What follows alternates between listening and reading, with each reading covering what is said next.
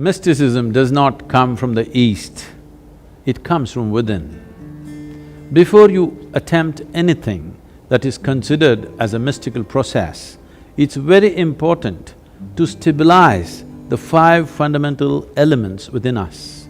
These are known as Panchabhutas or Mahatattvas in the yogic science. This body, this very earth, the universe and the cosmos, all are just a play of five elements. This body's composition is such that 72% of this body is water, approximately 12% is earth, 6% is air, 4% is fire, and the rest is space or akash. How these five elements behave within you will determine just about everything. Bhuta means element. Bhuta Shuddhi means to become free from the taint of elements or to cleanse the element. It means to become free from the physical nature. Right now, the physiological and the psychological processes are having a complete grip over most human beings. What we call as our physiology is something that we accumulated. What we call as our psychological process, the whole content for this is also accumulated in the form of impressions. Between these two, who you are or existentially what is the nature of your being is completely missed. If one wants to access dimensions which are not yet in your experience, dimensions which are considered mystical, first thing that we need to do is to start cleansing the five elements so that in the purity of the elements, you distinctly know the difference between what is physical, what is psychological and what is existential.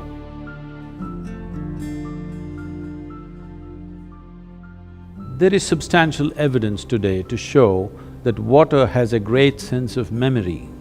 Everything that happens around a body of water is in some way stored in the water molecules. It is being referred to as a fluid computer. Among the five elements, water acquires the greatest significance because 72% of this body is water. If we take sufficient care about the water that we consume, not just in terms of its purity, it being bacteria-free and those kind of things, but the way the water is kept, in what kind of container you keep it, how you keep it, how you touch it, how you approach it.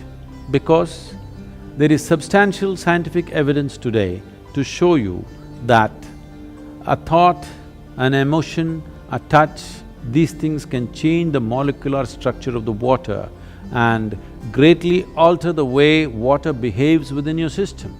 So, one needs to understand, you are not dealing with a commodity, you are dealing with life-making material. Water is life. It is just that right now it's outside of you. So before it enters your system, how you treat it? If you keep the water in a container which is metallic, preferably copper or an alloy of copper, and every day if you wash it with an organic substance and keep the water in a place where it is not touched by other smells and other substances, there is sufficient space around it, and when you approach it, if you can just hold this vessel with your hands with a certain sense of gratitude and reverence, because this is life-making material, and then consume it, you will see it will do wonders within your system. Healthfulness and equanimity will be a natural consequence of this.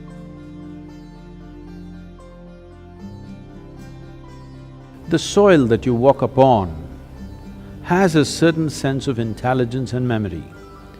So even if you happen to live in a concrete jungle, it is important to keep in touch with the earth upon which you live. Create ways for yourself to somehow remain in touch with the soil or the earth upon which you live, that part of the earth. With your bare hands and bare feet, see particularly the palms and the soles, if they come in touch with the earth on a daily basis, at least for a few minutes, a certain harmonizing of the physiological process will happen just being in contact with the earth. If you spend at least a few minutes in your garden, barefooted, touching plants or trees, because this is the basis of your life. All life, yours and every other creature, has come out of this earth. Stay in touch with it and harmonize your system.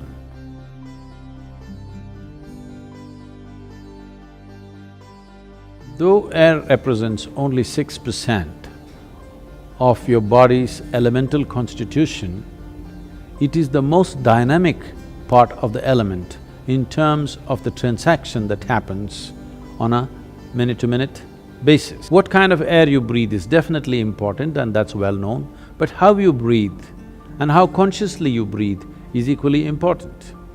Especially those of you who are living in large cities, the kind of air that you breathe may not be in your hands. So it's good, at least for a few minutes, take a walk in the park, along the lake or the river or whatever is available to you. Especially if you have children, it is important that you take them out at least once a month, far away enough from the city where nature is in reasonably pure state, where they can climb a small hill or walk in a forest or swim in a river, something natural, to be in touch with nature and to do something where breath will be in a dynamic state. This is not just for aerobic exercise, because constant exchange of air is happening from within and without, and the very intelligence in the body will take care of this, that when it senses the air is pure and alive, the way the body breathes is different, you can notice this, and the exchange will happen, cleansing will happen within the system, because breath per se is only 1 to 2% of the air transaction. The rest is happening in many other ways. So if you remain in pure air, it's important that you bring breath to a dynamic state with a certain activity. You don't have to do too vigorous an activity, just enough to see that you're breathing deep enough, slightly deeper than normal is happening to you for a period of time, and especially for growing children, this becomes very important, because this will greatly enhance the body's integrity and strength. But on a daily basis, if you're not able to take yourself out within the house, you can do a simple yogic practice called Nadi Shuddhi to cleanse the breath.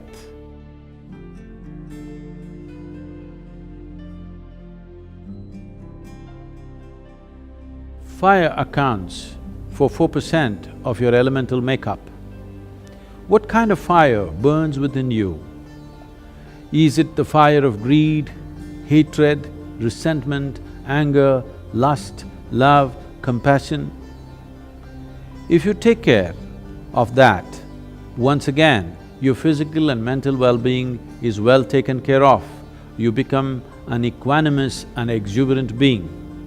A simple process you can do to cleanse the fire within you is get some sunlight every day. Fortunately, you cannot contaminate the sunlight. Though we have contaminated every other element, sunlight has remained pure, make best use of that. If you wish to use fire, you can light a fire with an organic substance like straw or firewood without any oil, and stand facing the fire with your hands open and keep your eyes open for 3 minutes, then stand with your back to it, exposing your spine for 3 minutes. This will cleanse your aura and bring about a new sense of resurgence in the system. This is to rekindle and reconnect the fire within with the fires outside. This is the basis of all fire-based rituals in the East.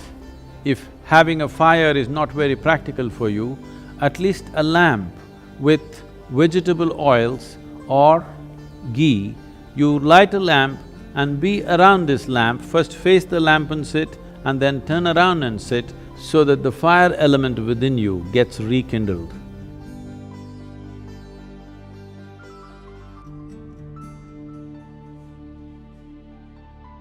The fifth and the most expansive dimension of the elemental composition is Akash or etheric space. This has a certain intelligence. How this Akashic intelligence behaves within you determines the nature of your life. The nature, quality and the power of your life essentially is determined by how much access can you find into the Akashic intelligence. As I said, this is an expansive part of the elemental composition. That means there is no limit. There is only that much water, there is only that much air, that much earth and that much fire. But the Akashic dimension is a limitless possibility. If you find excess in a limitless manner, both your perception and intelligence can grow. One simple process you can do to find more access to Akash or the Akashic intelligence is, after sunrise, before the sun crosses a 30-degree angle, you look up at the sky once and bow down to Akash for holding you and this planet in place. After the sun crosses 30 degrees, sometime during the day, any time, look up and bow down again. After the sunset, within the 40 minutes after sunset, look up at the sky and once again bow down. You are not bowing to any imaginary gods up there, just to the etheric space around us, which is holding everything that we are in place. If you get the Akash to cooperate with your life energies, life will happen in magical ways. An intelligence that you have never thought possible will become yours. For a human being to have an element of grace in their lives, Shambhavi Mudra is a process that is like opening a window so that one becomes receptive to grace.